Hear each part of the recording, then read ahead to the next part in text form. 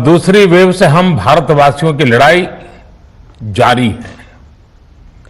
दुनिया के अनेक देशों की तरह भारत भी इस लड़ाई के दौरान बहुत बड़ी पीड़ा से गुजरा है। हम में से कई लोगों ने अपने परिजनों को, अपने परिचितों को खोया है। ऐसे सभी परिवारों के साथ मेरी पूरी संवेदनाएं हैं।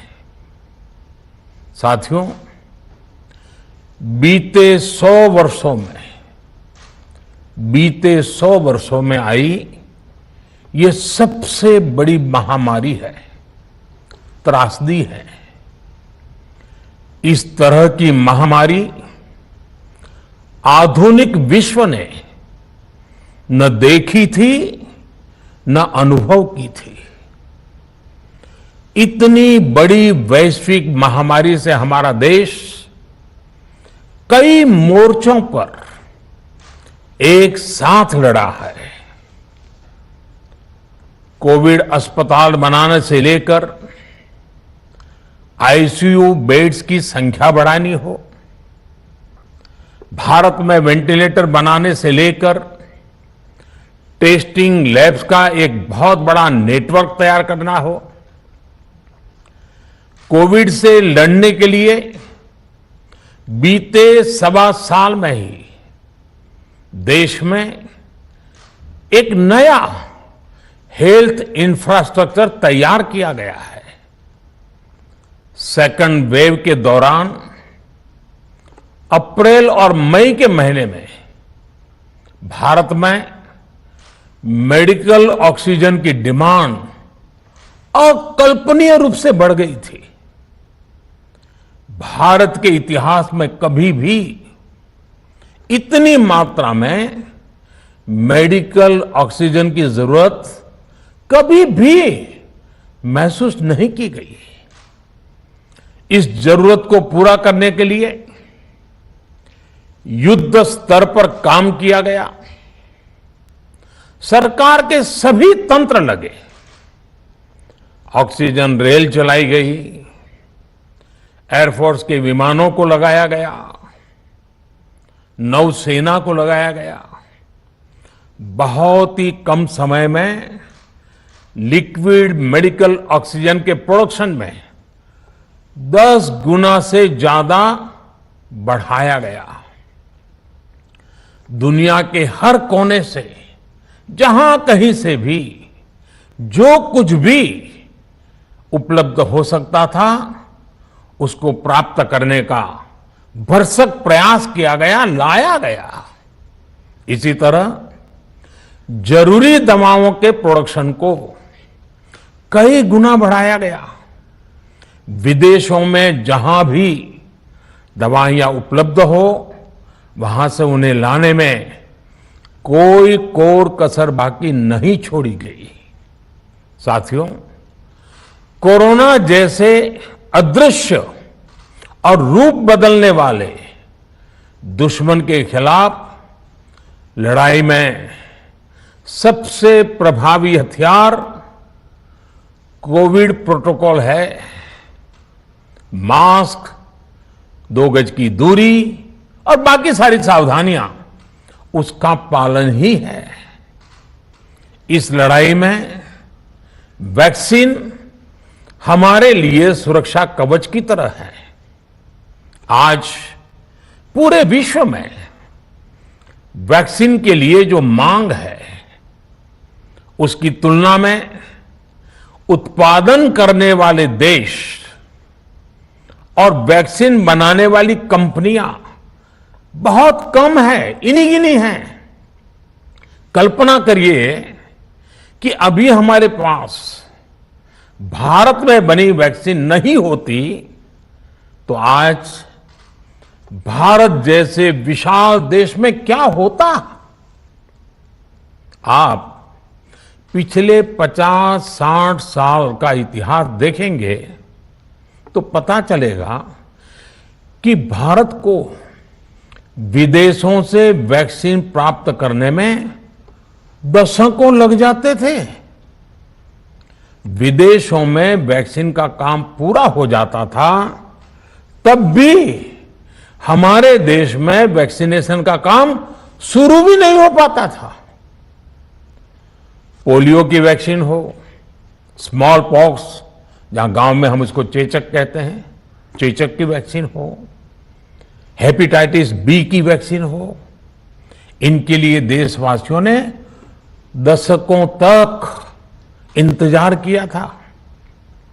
जब 2014 में देशवासियों ने हमें सेवा का अवसर दिया, तो भारत में वैक्सीनेशन का कवरेज 2014 में भारत में वैक्सीनेशन का कवरेज सिर्फ 60% के आसपास था, 60% के आसपास था। और हमारी दृष्टि में यह बहुत चिंता की बात थी।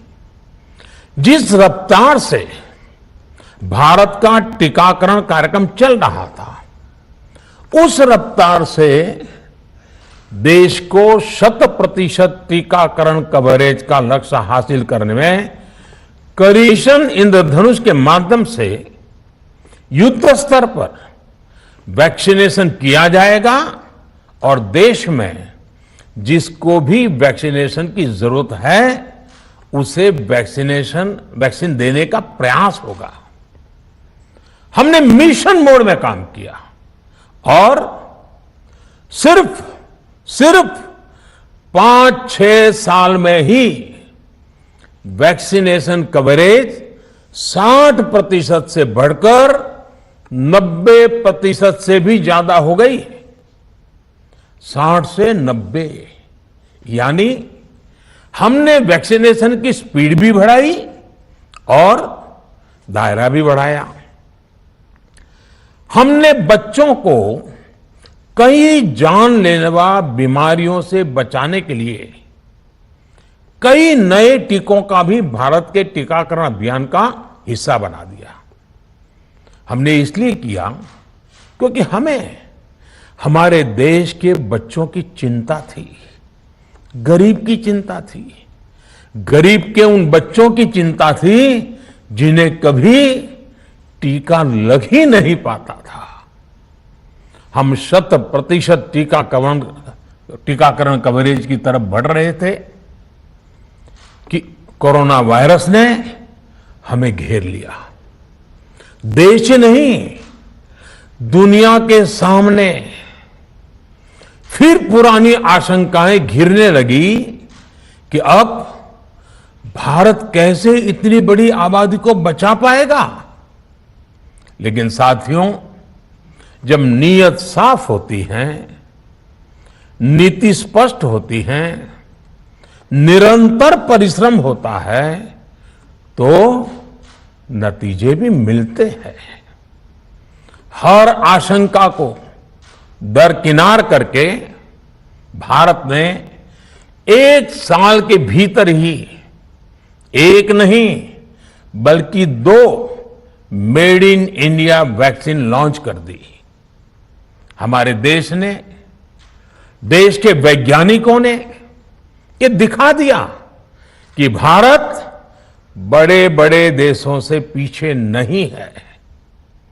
आज जब मैं आपसे बात कर रहा हूं तो देश में 23 करोड़ से ज्यादा वैक्सीन की डोज दी जा चुकी है। 23 करोड़। साथियों, हमारे यहां कहा जाता है विश्वासेन सिद्धिः, विश्वासेन सिद्धिः, अर्थात हमारे प्रयासों में हमें सफलता तब मिलती है जब हमें स्वयं पर विश्वास होता है। हमें पूरा विश्वास था कि हमारे वैज्ञानिक बहुत ही कम समय में वैक्सीन बनाने में सफलता हासिल कर लेंगे। इसी विश्वास के चलते जब हमारे वैज्ञानिक अपना रिसर्च वर्क कर ही रहे थे, तभी हमने लॉजिस्टिक्स और दूसरी तैयारियां शुरू कर दी थी। आप सब भली भांति जानते हैं कि पिछले साल यानी एक साल पहले, पिछले साल अप्रैल में जब कोरोना के कुछ ही हजार केस थे, उसी समय वैक्सीन टास्क फोर्स का गठन कर दिया गया था। भारत के लिए वैक्सीन बनाने वाली कंपनियों को सरकार ने हर तरह से सपोर्ट किया। वैक्सीन निर्माताओं को क्लिनिकल ट्रायल में मदद की गई, रिसर्च और डेवलपमेंट के लिए जरूरी फंड दिया गया। हर स्तर पर सरकार उनके साथ कंधे से कंधा मिलाकर चली। आत्मनिर्भर भारत पैकेज के तहत मिशन कोविड सुरक्षा के माध्यम से भी उन्हें हजारों करोड़ रुपए उपलब्ध कराए गए। पिछले काफी समय से देश लगातार जो प्रयास और परिश्रम कर रहा है, उससे आने वाले दिनों में वैक्सीन की सप्लाई और भी ज्यादा बढ़ने वाली है। आज देश में 7 कंपनियां विभिन्न प्रकार की वैक्सीन का प्रोडक्शन कर रही है। 3 और वैक्सीन का ट्रायल भी एडवांस स्टेज पे चल रहा है। वैक्सीन की उपलब्धता बढ़ाने के लिए दूसरे देशों की कंपनियों से भी वैक्सीन खरीदने की प्रक्रिया को तेज किया गया है। इधर हाल के दिनों में कुछ एक्सपर्ट्स द्वारा हमारे बच्चों को लेकर भी चिंता जताई गई है। इस दिशा में भी 2 वैक्सीन का ट्रायल तेजी से चल रहा है। इसके अलावा अभी देश में एक नेजल वैक्सीन पर भी रिसर्च जारी है। इसे सिरिंज से न देकर नाक में स्प्रे किया जाएगा। देश को अगर निकट भविष्य में इस वैक्सीन पर सफलता मिलती है, तो इससे भारत के वैक्सीन अभियान में और ज्यादा तेजी आएगी। साथियों, इतने कम समय में वैक्सीन बनाना अपने आप में पूरी मानवता के लिए बहुत बड़ी उपलब्धि है, लेकिन इसकी अपनी सीमाएं भी हैं। वैक्सीन बनने के बाद भी दुनिया के बहुत कम देशों में वैक्सीनेशन प्रारंभ हुआ और ज्यादातर समृद्ध देशों में ही शुरू हुआ। WHO ने वैक्सीनेशन को लेकर गाइडलाइंस दी। वैज्ञानिकों ने वैक्सीनेशन की रूपरेखा रखी और भारत ने भी जो अन्य देशों की बेस्ट प्रैक्टिसेस थी, विश्व स्वास्थ्य संगठन WHO के मानक थे, उसी आधार पर चरणबद्ध तरीके से वैक्सीनेशन करना तय किया। केंद्र सरकार ने मुख्यमंत्रियों के साथ हुई अनेकों बैठकों से जो सुझाव मिले, संसद के विभिन्न दलों के साथियों द्वारा जो सुझाव मिले, उसका भी पूरा ध्यान रखा। इसके बाद ही ये तय हुआ कि जिन्हें कोरोना से ज्यादा खतरा है, उन्हें प्राथमिकता दी जाएगी। इसलिए ही हेल्थ वर्कर्स, फ्रंटलाइन वर्कर्स, 60 वर्ष की आयु से ज्यादा के नागरिक, बीमारियों से ग्रसित 45 वर्ष से ज्यादा आयु के नागरिक, इन सभी को वैक्सीन पहले लगनी शुरू हुई है। आप कल्पना कर सकते हैं कि अगर कोरोना की दूसरी वेव से पहले हमारे फ्रंटलाइन वर्कर्स को वैक्सीन नहीं लगी होती तो क्या होता? सोचिए, हमारे डॉक्टर्स, नर्सिंग स्टाफ को वैक्सीन ना लगी तो क्या होता। अस्पतालों में सफाई करने वाले हमारे भाई बहनों को, एम्बुलेंस के हमारे ड्राइवर्स भाई बहनों को वैक्सीन ना लगी होती तो क्या होता। ज्यादा से ज्यादा हेल्थ वर्कर्स को वैक्सीनेशन होने की वजह से ही वो निश्चिंत होकर दूसरों की सेवा में लग पाए, लाखों देशवासियों का जीवन बचा पाए। लेकिन देश में कम होते कोरोना के मामलों के बीच केंद्र सरकार के सामने अलग अलग सुझाव भी आने लगे, भिन्न भिन्न मांगे होने लगी, पूछा जाने लगा, सब कुछ भारत सरकार ही क्यों तय कर रही है, राज्य सरकारों को छूट क्यों नहीं दी जा रही है, राज्य सरकारों को लॉकडाउन की छूट क्यों नहीं मिल रही है, one size does not fit all जैसी बातें भी कही गई। दलील यह दी गई कि संविधान में चूंकि हेल्थ, आरोग्य प्रमुख रूप से राज्य का विषय है, इसलिए अच्छा है कि सब राज्य ही करें। इसलिए इस दिशा में एक शुरुआत की गई। भारत सरकार ने एक बृहद गाइडलाइन बनाकर राज्यों को दी ताकि राज्य अपनी आवश्यकता और सुविधा के अनुसार काम कर सके। स्थानीय स्तर पर कोरोना कर्फ्यू लगाना हो, माइक्रो कंटेनमेंट जोन बनाना हो, इलाज से जुड़ी व्यवस्थाएं हो, भारत सरकार ने राज्यों की इन मांगों को स्वीकार किया। साथियों, इस साल 16 जनवरी से शुरू होकर अप्रैल महीने के अंत तक भारत का वैक्सीनेशन कार्यक्रम मुख्यतः केंद्र सरकार की देखरेख में ही चला। सभी को मुफ्त वैक्सीन लगाने के मार्ग पर देश आगे बढ़ रहा था।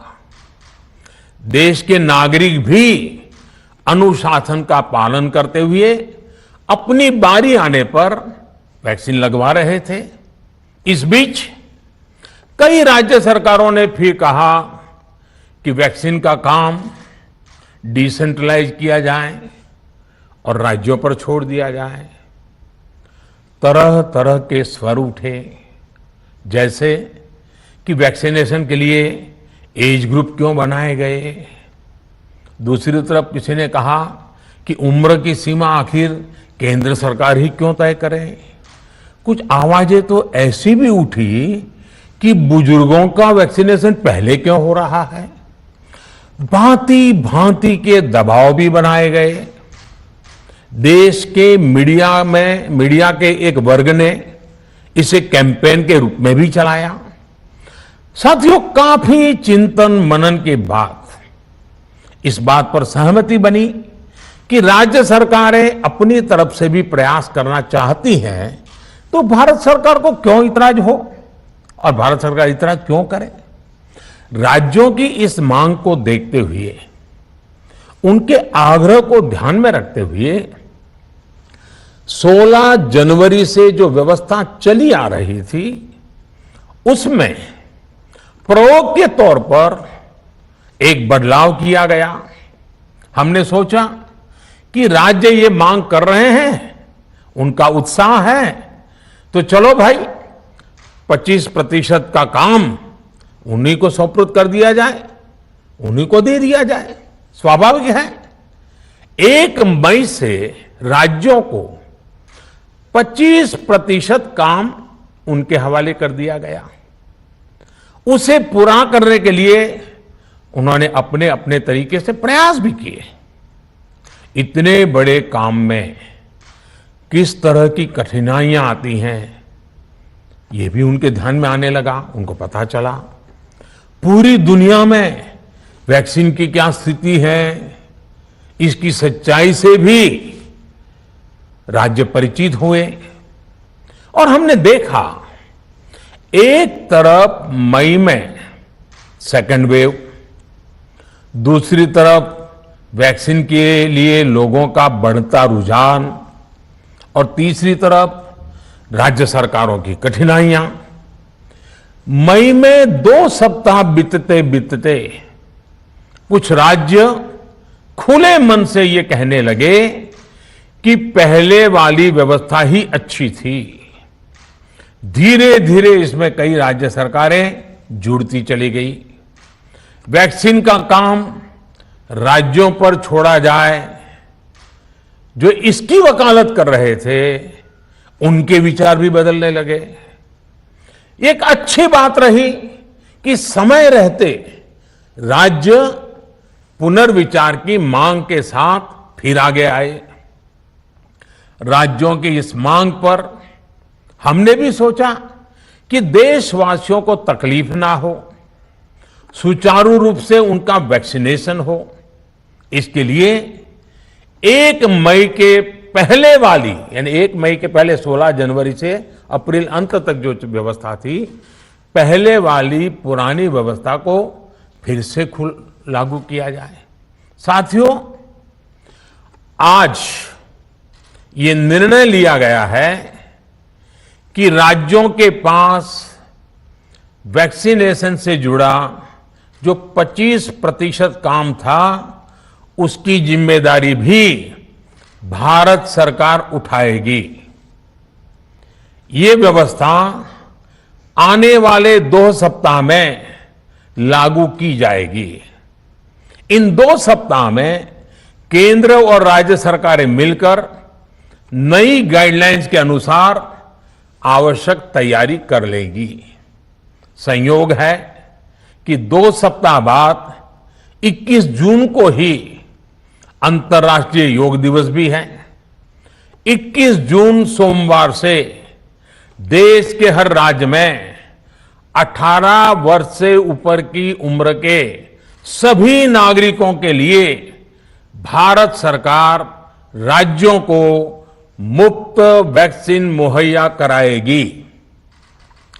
वैक्सीन निर्माताओं से कुल वैक्सीन उत्पादन का 75% हिस्सा भारत सरकार खुद ही खरीदकर राज्य सरकारों को मुफ्त देगी। यानी देश की किसी भी राज्य सरकार को वैक्सीन पर कुछ भी खर्च नहीं करना होगा।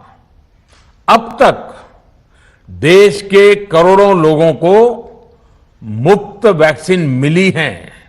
अब 18 वर्ष की आयु के लोग भी इसमें जुड़ जाएंगे। सभी देशवासियों के लिए भारत सरकार ही मुफ्त वैक्सीन उपलब्ध करवाएगी। गरीब हो, निम्न मध्यम वर्ग हो, मध्यम वर्ग हो या फिर उच्च वर्ग, भारत सरकार के अभियान में मुफ्त वैक्सीन ही लगाई जाएगी। हां, जो व्यक्ति मुफ्त में वैक्सीन नहीं लगवाना चाहते, प्राइवेट अस्पताल में वैक्सीन लगवाना चाहते हैं, उनका भी ध्यान रखा गया है। देश में बन रही वैक्सीन में से 25% प्राइवेट सेक्टर के अस्पताल सीधे ले पाए, ये व्यवस्था जारी रहेगी। प्राइवेट अस्पताल वैक्सीन की निर्धारित कीमत के उपरांत एक डोज पर अधिकतम 150 रुपये ही सर्विस चार्ज ले सकेंगे। इसकी निगरानी करने का काम राज्य सरकारों के पास ही रहेगा। साथियों, हमारे शास्त्रों में कहा गया है, प्राप्य आपदम न व्यथते कदाचित, उद्योगम अनु इच्छति चा प्रमत्तः। अर्थात विजेता आपदा आने पर उससे परेशान होकर हार नहीं मानते, बल्कि उद्यम करते हैं, परिश्रम करते हैं और परिस्थिति पर जीत हासिल करते हैं। कोरोना से लड़ाई में 130 करोड़ से अधिक भारतीयों ने अभी तक की यात्रा आपसी सहयोग, दिन रात मेहनत करके तय की है। आगे भी हमारा रास्ता हमारे श्रम और सहयोग से ही मजबूत होगा। हम वैक्सीन प्राप्त करने की गति भी बढ़ाएंगे और वैक्सीनेशन अभियान को भी और गति देंगे। हमें याद रखना है कि भारत में वैक्सीनेशन की रफ्तार आज भी दुनिया में बहुत तेज है, अनेक विकसित देशों से भी तेज है। हमने जो टेक्नोलॉजी प्लेटफॉर्म बनाया है कोविन, उसकी भी पूरी दुनिया में चर्चा हो रही है। अनेक देशों ने भारत के इस प्लेटफॉर्म को इस्तेमाल करने में रुचि भी दिखाई है।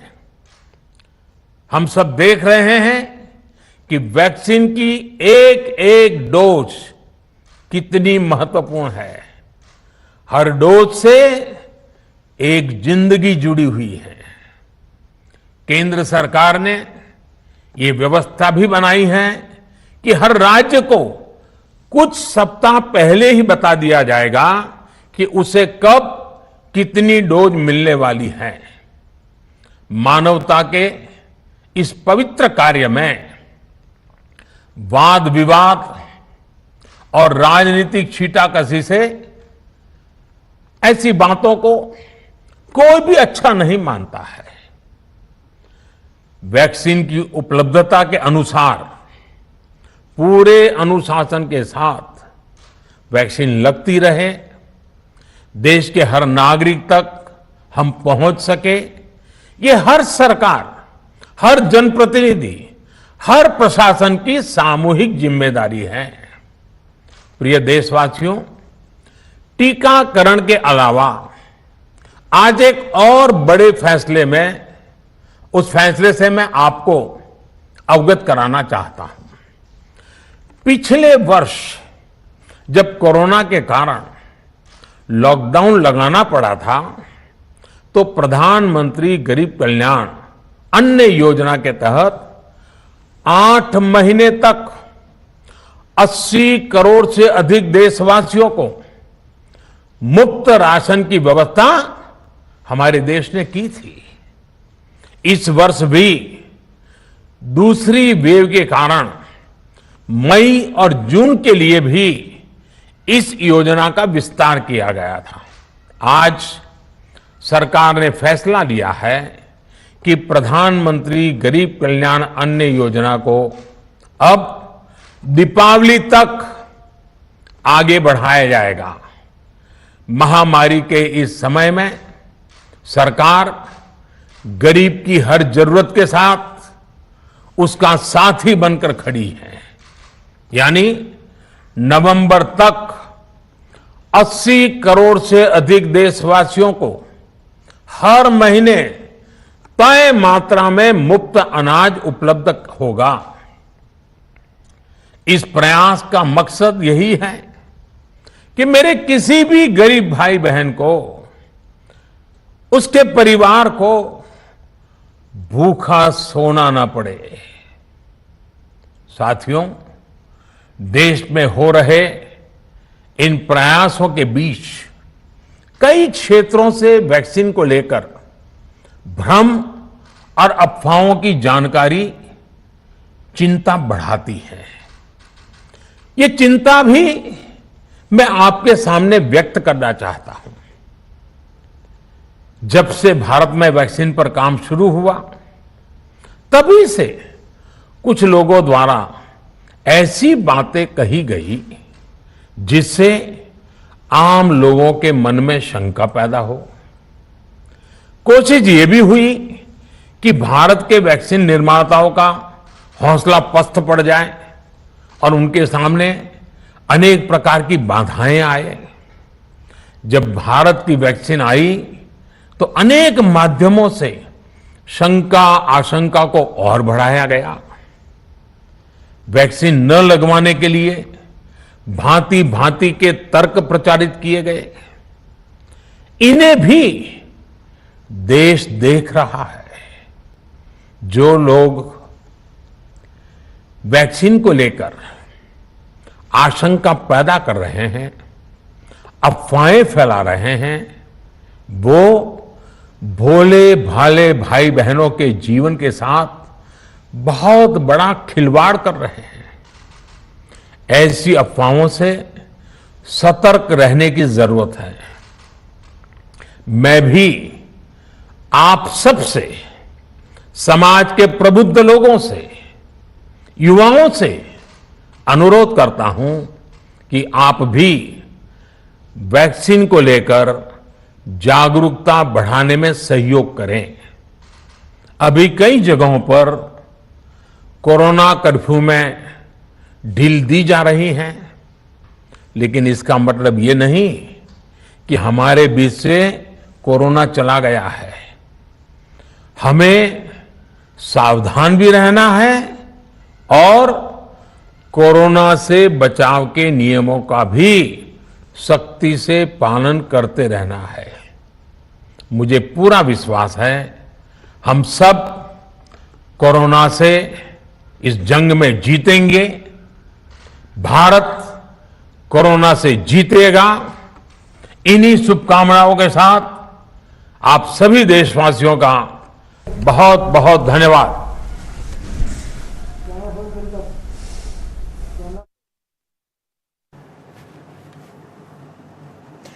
आपण शुणुले प्रधानमंत्री नरेंद्र मोदी देशवासी को संबोधन टीकाकरण को लेकिन प्रधानमंत्री जिते देशवासी को ये संबोधन करछन्ते एवं अनेक गुरुत्वपूर्ण कथा कहते कहीं टीका को लेकिन एक प्रकार गोटे देखबे कि द्वंद्व रही एवं यार भितर प्रधानमंत्री गुरुत्वपूर्ण घोषणा कर